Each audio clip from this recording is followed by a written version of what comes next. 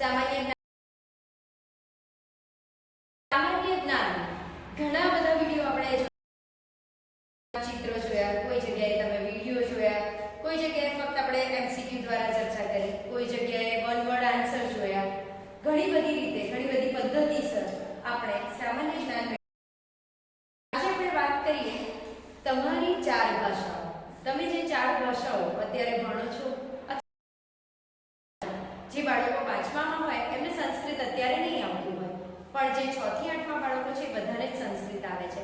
તો 4 ભાષા, આ 4 ભાષાનું થોડું ઘણું જ્ઞાન આજે આપણે મેળવીશું, જેમાં દરેક ભાષાની અંદર 5 પ્રશ્નોની ચર્ચા કરીશું અને વચ્ચે વચ્ચે બીજું જે પણ સામાન્ય જ્ઞાન આપણે મેળવવા જેવું છે, જેના વિશે આપણે જાણવા જેવું છે, એવી બધી બાબતોની વિસ્તૃતમાં ચર્ચા પણ કરીશું.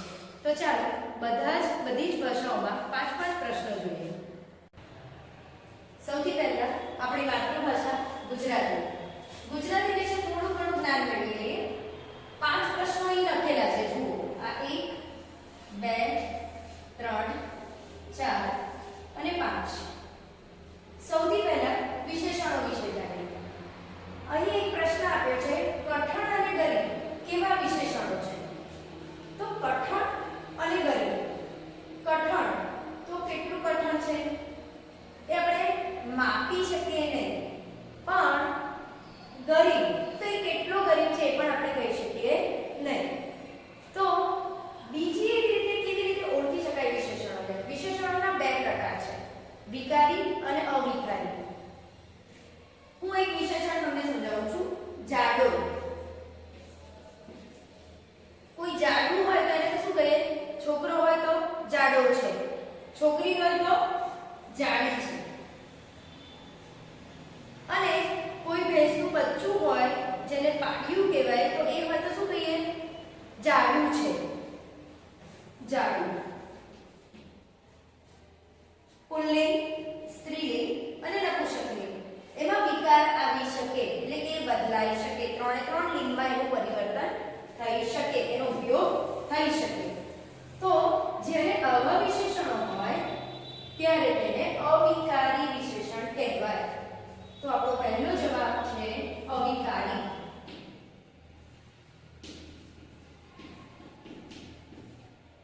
આ વિશેષણનો પ્રકાર છે. કઠણ તો એનું તમે ફેરવી જુઓ જાતે. કઠણ તો કઠણી, કઠણું એવું થશે નહીં થાય, એને બદલી શકાશે નહીં, કઠણ જ કહેવાય. ચીકી હોય તો પણ એને કઠણ કહેવાય, લાકડું હોય તો પણ એને કઠણ જ કહેવાય. એવી રીતે ગરીબ, છોકરી હોય તો પણ ગરીબ કહેવાય, છોકરો હોય તો પણ ગરીબ કહેવાય. તો આ વિશેષણોને અવિકારી વિશેષણો કહેવામાં આવે છે. બીજો જવાબ જોઈએ. વિનંતી, સારો. ગુણવાચક શબ્દ શોધો. અહીં વિનંતી, કોઈને આપણે કાલાવાલા કરીએ છીએ કે આટલું કરી આપો, મહેરબાની કરો, આમ કરો, તેમ કરો. સારો, ગુણવાચક શબ્દ શોધવાનો છે. તો કોઈ બાળક ભણવામાં ખૂબ સારો છે, તેનો સ્વભાવ સારો છે, તે છોકરી સારા કામ કરે છે, સારો, સારી, સારો, બધું જ જે બોલાતું હોય એ, તો એ ગુણવાચક શબ્દ છે. કોઈનો ગુણ બતાવવો હોય તો વિનંતી એ ગુણ નથી, પણ છે. તો અહીં આપણે પ્રશ્ન પૂછ્યો તો વિનંતી અને સારો, આ બેમાંથી ગુણવાચક શબ્દ શોધો. તો શબ્દ છે સારો, એ શબ્દ કહેવાય ગુણવાચક. તો આપણા જવાબમાં આવશે સારો. ત્યાર પછી પ્રશ્ન નંબર 3, જૂનાને સમારવું તે. શબ્દ સમૂહ માટે એક શબ્દ આપો. તમે સાંભળો છો કે કોઈ મંદિર છે, એ મંદિરની જગ્યાએ અત્યારે ખોદકામ કરવામાં આવ્યું, કોઈ શિવલિંગ મળ્યું. ક્યાંની વાત કરું છું તમને યાદ આવશે? કાશી, બનારસ. તો કાશીમાં શું થઈ રહ્યું છે? વારાણસીમાં અત્યારે કેટલા બધા નામ કાશીના. કાશી, બનારસ, વારાણસી. ત્યાં અત્યારે જ્યારે જીર્ણોદ્ધાર કરવામાં આવી રહ્યો છે, એટલે કે જે મૂર્તિઓ, જે ભગવાન મળી રહ્યા છે, જે મંદિરો મળી રહ્યા છે, એની ફરીથી કોઈ મંદિરની અંદર સ્થાપના કરવામાં આવશે અને એને વ્યવસ્થિત બનાવવામાં આવશે. તો સમારકામ કરવું, જે જૂનું છે એને નવું કરવું, એમાં ઉમેરો નથી કરવાનો, એને રાખીને આજુબાજુનું બદલવાનું, તો એને કહેવાય જીર્ણોદ્ધાર.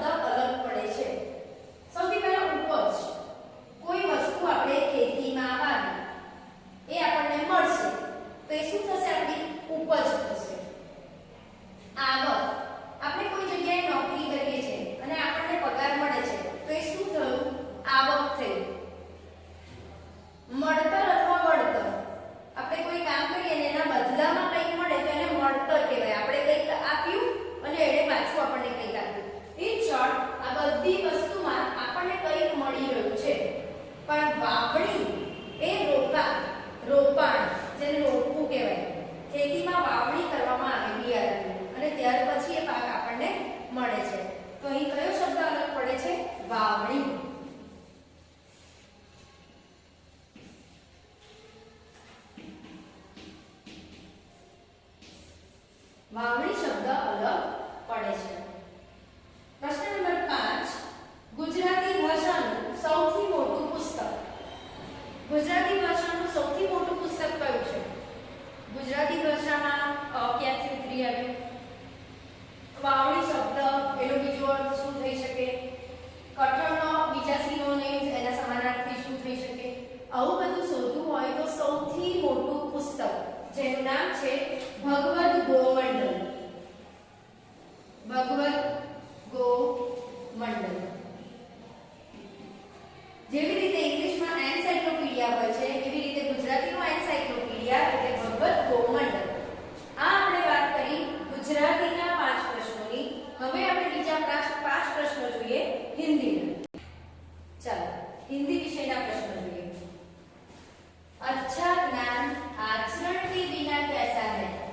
આ એક સર્વસામાન્ય વાક્ય છે અને જે પણ જ્ઞાન મેળવવું હોય એ બધા જ વિદ્યાર્થીઓ માટે છે કે अच्छा ज्ञान आचरण के बिना कैसा है? तो अच्छा ज्ञान आचरण के बिना किसी अर्थ का नहीं रहता. આપણે એવું પણ બોલી શકીએ અને એના નિરર્થક.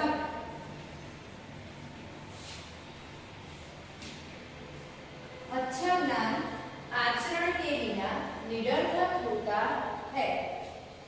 जो विद्यार्थी ज्ञान प्राप्त कर रहा है, शिक्षा ले रहा है, उसका आचरण ही अच्छा होना चाहिए. એનું ડિસિપ્લિનમાં રહેવું જરૂરી છે. એનો મતલબ છે આચરણ. दूसरा प्रश्न देखते हैं. शांति प्राप्त होना. शांति प्राप्त होना उसके लिए इस अर्थ के लिए कौन सा मुहावरा उचित रहेगा? मुहावरे बहुत सारे हैं, कहावतें बहुत सारी हैं. यहाँ पे हमें अर्थ दिया है, हमें मुहावरा बनाना है. शांति प्राप्त होना इसके लिए कौन सा मुहावरा अगर हम प्रयोजन करेंगे तो यह अर्थ निकलेगा. तो यहाँ पे है कलेजा ठंडा होना.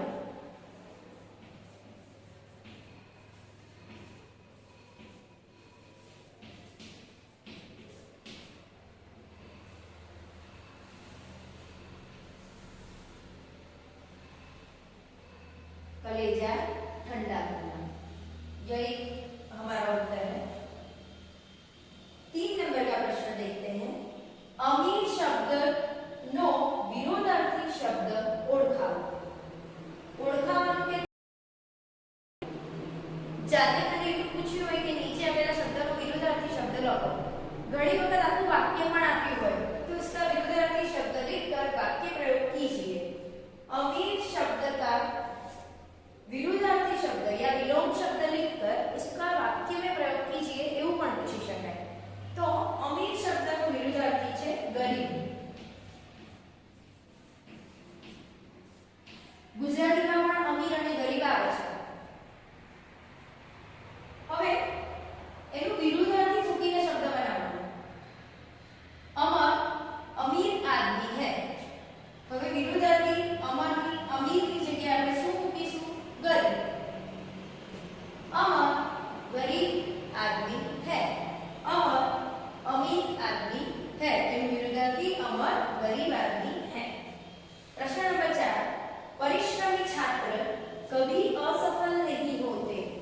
सरस मजाનું વાક્ય આપ્યું છે કે परिश्रमी छात्र कभी असफल नहीं होते. मतलब मेहनत करने वाले पढ़ने वाले छात्र कभी असफल नहीं होते.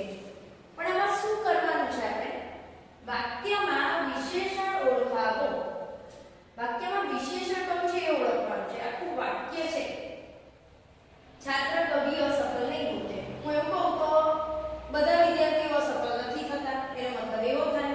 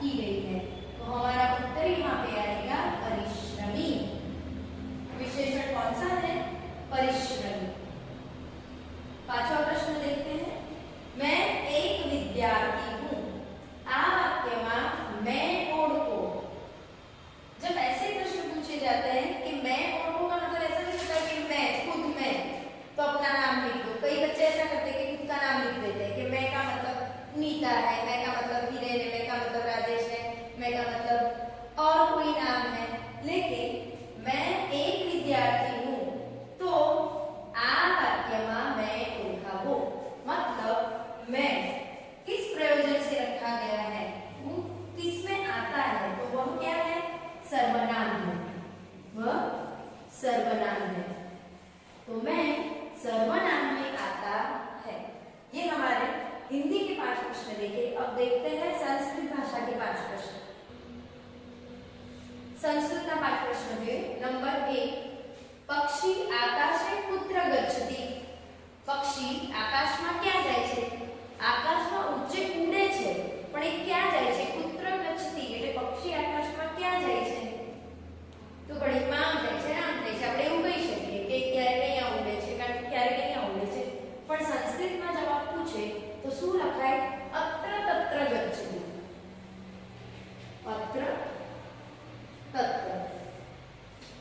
પક્ષી આકાશે અત્ર તત્ર પુત્રના સ્થાને આવી જશે અત્ર તત્ર ગચ્છતિ. અત્યારે આ શબ્દ ગુજરાતીમાં આવ્યો છે, એનો સંસ્કૃત શબ્દ લખો. આપણે ઘણા બધા પાઠોની અંદર આગળ જતા શીખીશું. અત્યારે એટલે અધુના. અત્યારે અધુના.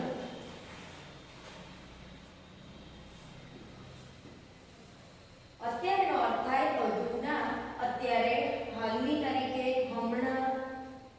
મધુર શબ્દનો વિરોધી શબ્દ લખો.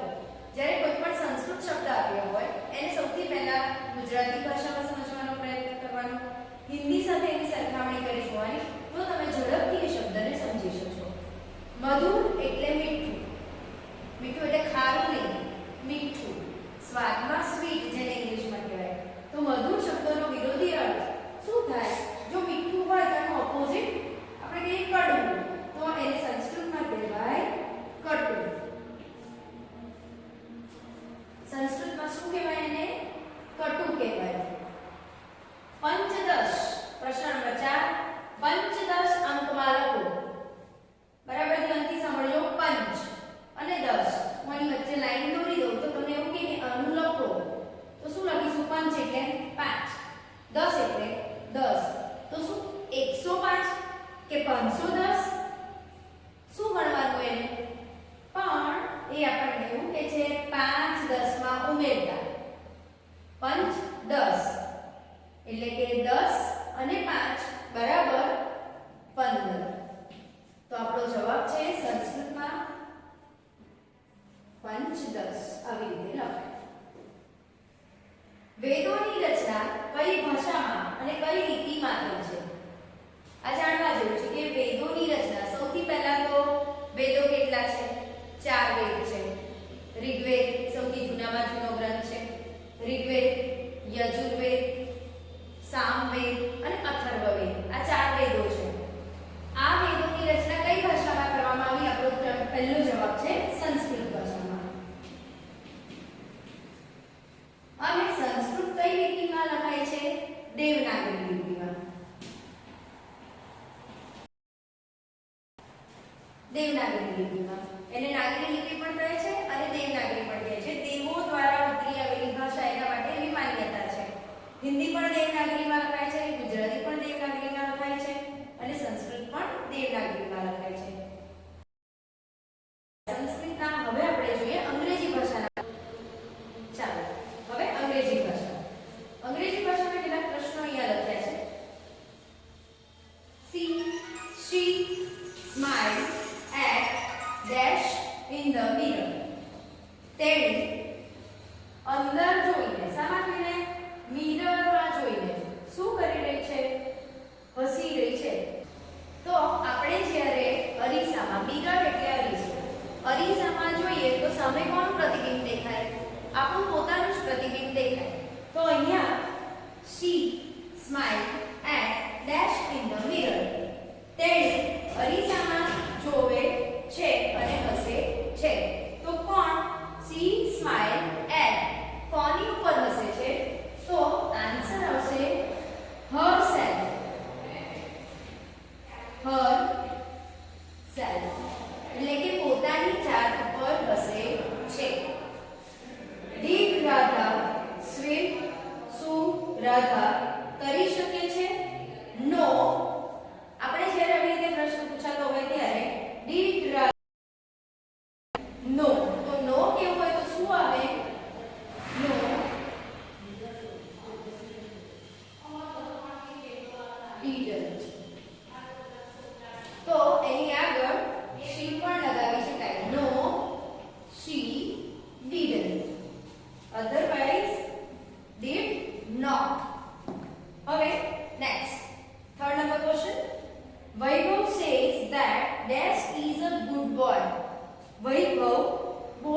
કહે છે તે કોણ?